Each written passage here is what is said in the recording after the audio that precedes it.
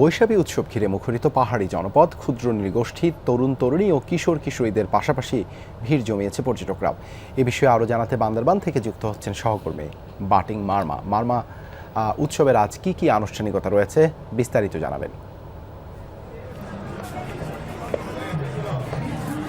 দেবাশিস, এই যে 1430 সালের আজকে শেষ দিন, এই শেষ দিনে আমাদের পুরানো বছরকে বিদায় জানিয়ে নতুন বছরকে স্বাগত জানাবো। এই মুহূর্তে আমরা এই বছরের শেষ দিনে একটি মঙ্গল শোভাযাত্রা চল করে এই যে পাড়া প্রদক্ষিণ করা হবে। এই পাড়া প্রদক্ষিণ করার পরে আমরা উপজাতীয় ইনস্টিটিউট অর্থাৎ সাংস্কৃতিক ইনস্টিটিউটে আমরা বয়স্ক এবং রাত্রে হবে পিঠা উৎসব এবং পরের দিন অর্থাৎ 15 তারিখ 2টা থেকে আমাদের সাংস্কৃতিক অনুষ্ঠান চলবে। ক্ষুদ্র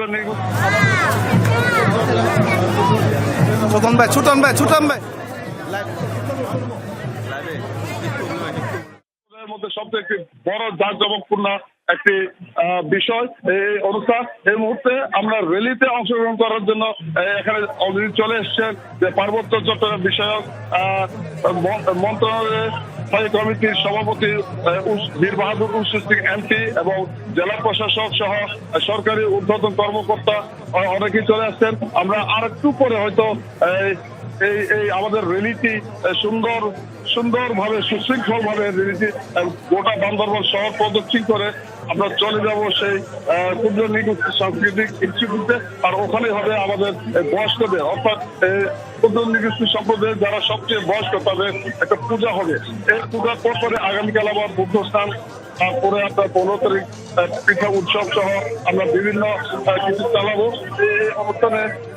এই অনুষ্ঠানের মধ্যে হয়তো 4 দিন ব্যাপী আমাদের এই পুরো অনুষ্ঠানটি চলবে। আর এই 4 দিন পরে হয়তো আমরা যাতে এই অনুষ্ঠান সুন্দরভাবে হয় এবং সরকারের মঙ্গল কামনা করে যাতে পার্বত্য এলাকায় শান্তি ফিরে আসুক, এই প্রত্যাশা রেখে আমরা এই সাংগ্রহ উৎসবে আজকে বছরের শেষ দিন এবং আগামীকাল থেকে আবার নতুন বছরকে আমরা বরণ করে নেব। দেবাশিস, ধন্যবাদ বাটিং মারমা যুক্ত হবার জন্য।